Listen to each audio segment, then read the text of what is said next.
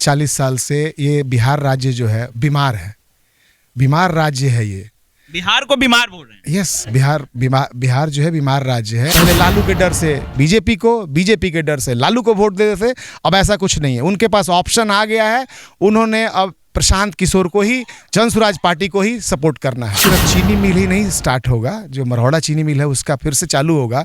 इसके अलावा बहुत सारे उद्योग लगेंगे। गुजरात में जब इतने उद्योग लग सकते हैं तो हमारे बिहार में किस कारण, ऐसा कौन सा कारण है जो रोक रहा है उद्योग? अगर हम नहीं करेंगे तो हमें बाहर कर दीजिएगा, आप मौका तो दीजिए पहले। लेकिन हम लोग तो 30-40 साल से सुनते आ रहे हैं, कुछ हुआ नहीं है। तो एक बार नए डॉक्टर को मौका तो दीजिए इलाज करने का। बिहार को एक बार मौका दिया जाए कि प्रशांत किशोर कुछ करके दिखाएं। नमस्कार, आप देख रहे हैं सोच बिहार न्यूज और मैं रंजन कुमार। मैं आज पहुंचा हूं जनसुराज वाले के पास, क्योंकि जनसुराज का एक अलग चर्चा चल रही है आपके समाज में। देखे होंगे हर पार्टी आती है, अपना चर्चा करती है, अपनी विस्तार करती है, अपनी पहचान बनाती है। उसी बीच एक नई पार्टी आ गई है जनसुराज, और अपनी पहचान बनाने पर लगी है।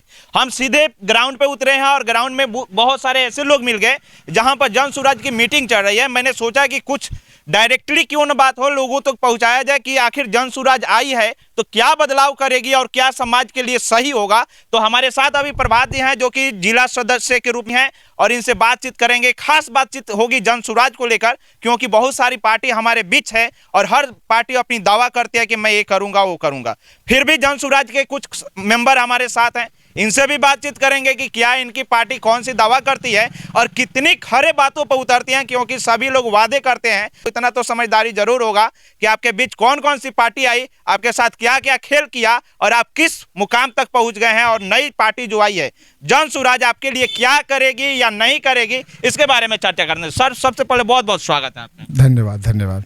सर, जनसुराज की जो आप लोग मीटिंग कर रहे हैं, जो चर्चा कर रहे हैं, क्या लगता है कि आने वाले समय में जनसुराज हमारे समाज के लिए एक नई पहल लाएगी या फिर वही बात होगी जो पहले से चलती आ रही है? नहीं, देखिए, हम लोग 30-40 साल से ये बिहार राज्य जो है बीमार है, बीमार राज्य है ये।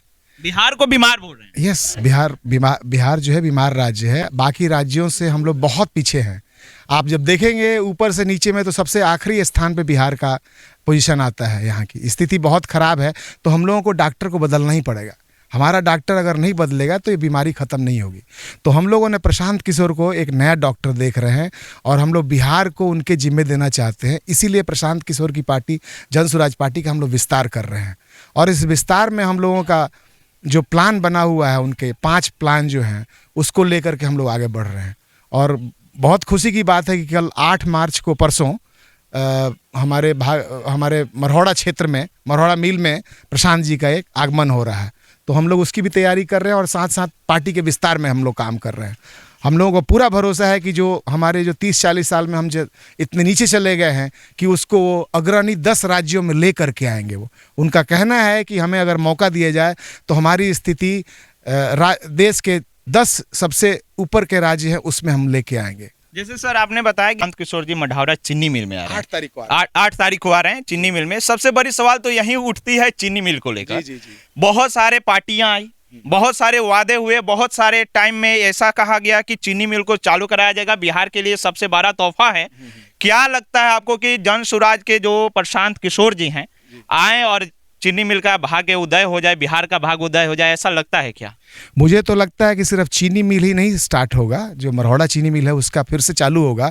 इसके अलावा बहुत सारे उद्योग लगेंगे।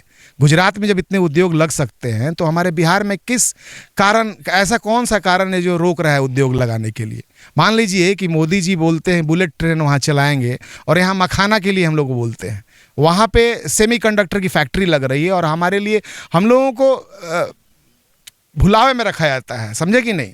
और बिहार के लोग सीधे साधे हैं, भोले भाले हैं, और उसमें वो आ जाते हैं और हर चुनाव में 30-40 MP बना करके यहाँ से बिहार से भेजते हैं, जो दिल्ली की सरकार को सपोर्ट करके चलाती है। तो बिहार का जो हिस्सा है वो हम लोग को मिल नहीं रहा है। एक बार भी मीटिंग नहीं करते हैं मोदी जी कि बिहार के लिए कुछ किया जाए। एक बार भी मीटिंग नहीं हुई कि बिहार के लिए, बिहार में रोजगार के लिए, बिहार में स्वास्थ्य के लिए, बिहार में एजुकेशन के लिए कोई बड़ा काम नहीं हो रहा है। ठीक है, तो एक चीज मैं रोकना चाहूंगा। आप जैसे बोल रहे हैं कि चीनी मिल जैसे फैक्ट्रियां तो चालू होगी ही, साथ में अन्य फैक्ट्रियां भी लगेगी, लेकिन अगर बात करें हमारे देश के प्रधानमंत्री की, श्री नरेंद्र मोदी जी की, तो उन्होंने एक वादा किया था कि हम आएंगे तो मढ़ौरा में चीनी मिल का ही चीनी से चाय पी कर जाएंगे। इस वादे पर तो उन्होंने नहीं उतरा।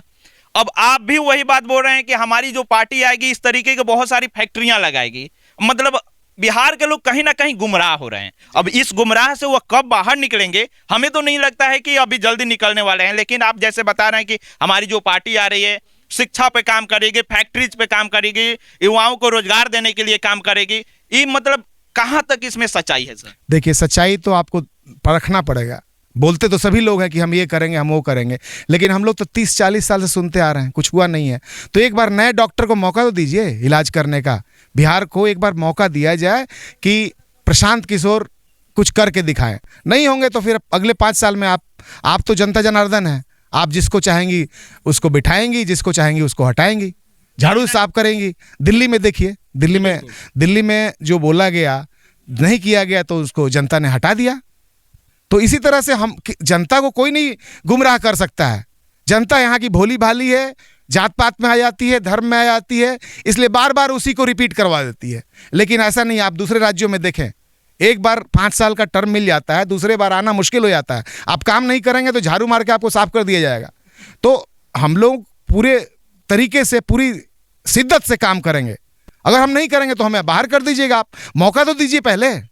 कहीं ना कहीं अगर बिहार को बदलने की आप उम्मीद रखते हैं तो पहले प्रशांत किशोर को लाना जरूरी है। बिल्कुल, क्योंकि कहा जाता है कि प्रशांत किशोर आएंगे तो शायद बिहार की भाग्य बदल जाएगी, ऐसा लगता है, लोगों का मानना है। लेकिन लोग इस बातों पे उसी समय विश्वास करेंगे जब प्रशांत किशोर आएंगे। और प्रशांत किशोर आने के बाद अगर इस तरीके के बातों पे अपने सारी चीजों पे अमल करते हैं, सही तरीके से उतरते हैं इस रास्ते पे, तो मुझे लगता है कि आने वाले समय में बिहार एक अलग अपना दर्जा बना लेगा। बिल्कुल, मुझे पूरा भरोसा है कि प्रशांत किशोर या जन स्वराज पार्टी आती है तो बिहार में बहुत मूलभूत परिवर्तन आएगा। बहुत सारी चीज़ें आएंगी, जो पलायन है वो रुक जाएगा, वृद्धा पेंशन बढ़ेगा, जो महिलाएं हैं उनको रोजगार का अवसर मिलेगा, उनको लोन मिलेगा, किसानी जो हम लोग कर रहे हैं, किसान परेशान हैं, उनके जीवन स्तर में ऊंचाव आएगा। ये सारी 4-5 चीज़ें मूलभूत हैं, ये इनको हम लोग करेंगे ही करेंगे। झूठे वादे नहीं कर रहे हैं हम, झूठे वादे करने का कोई मतलब ही नहीं है। वोट लेने के लिए झूठे वादे करके और फिर गुमराह करना, ये ऐसा काम नहीं है।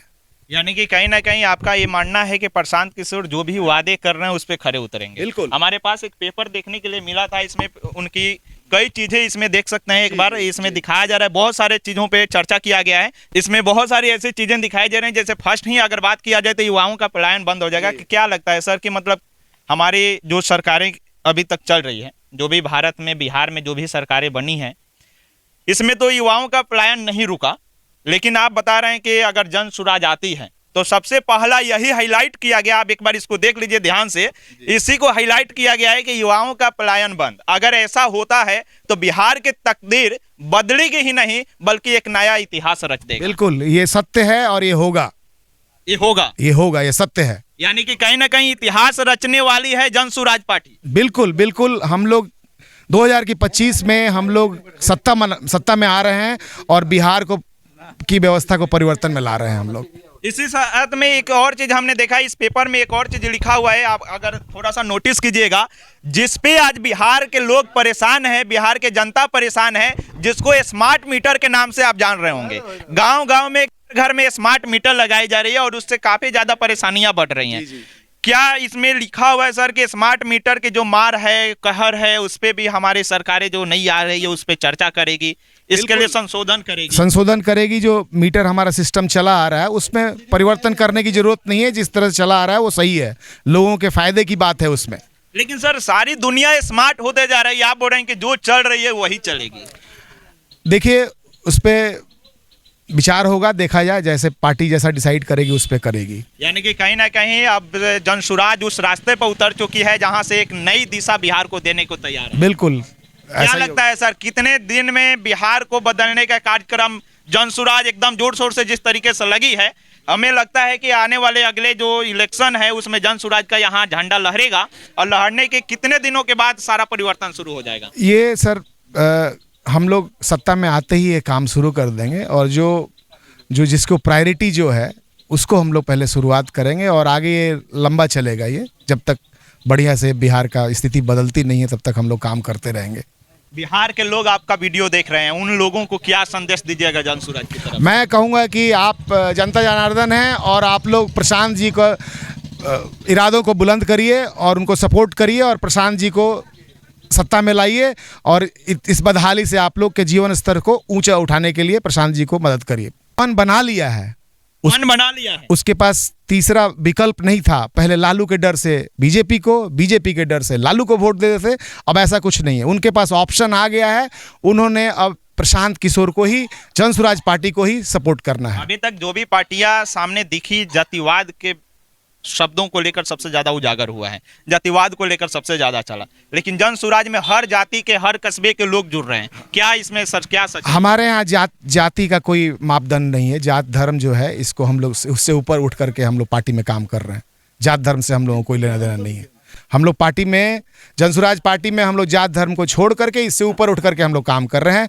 यहाँ पे जो बदहाली है उसको दूर करना है, यहाँ परिवर्तन लाना है। यहाँ पे जातिवाद पे हम लोग कोई मतलब नहीं है, धर्म से कोई मतलब नहीं है। धर्म से कोई मतलब, जात से कोई मतलब नहीं। कोई मतलब नहीं है। यानी कि कहीं ना कहीं जन स्वराज अगर देखा जाए तो धरातल पर काम करने वाली पार्टी। बिल्कुल बिल्कुल, एकदम धरातल से काम शुरू करेगी। बिल्कुल सर, बिल्कुल। ये बातचीत हमारी हो रही थी प्रभात सर के साथ। ये बातचीत कैसी लगी आप एक कमेंट करके जरूर बताइएगा, क्योंकि आपके सामने अब एक नई ऑप्शन है जन स्वराज के रूप में। आप क्या सोचते हैं इस पार्टी के बारे में, क्या आपकी ख्याल रहती है, एक कमेंट करके जरूर बताइए। अगर वीडियो अच्छी लगी हो, अगर आप चाहते हैं जन स्वराज को सपोर्ट करना, तो ज्यादा से ज्यादा शेयर करें। बहुत बहुत धन्यवाद।